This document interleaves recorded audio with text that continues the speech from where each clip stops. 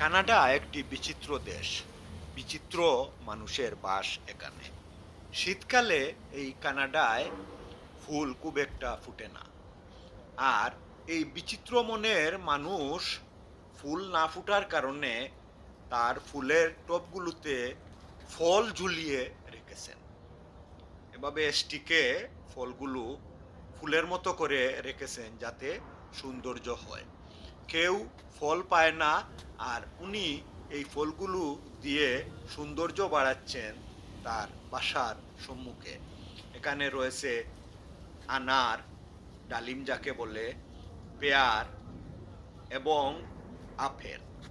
এই ফলগুলো অনেকেই খেতে পাচ্ছে না। আর ইনি বাগান করার জন্য, অর্থাৎ সৌন্দর্য বাড়ানোর জন্য ঘরের সামনে এই ফলগুলো রেখে দিয়েছে।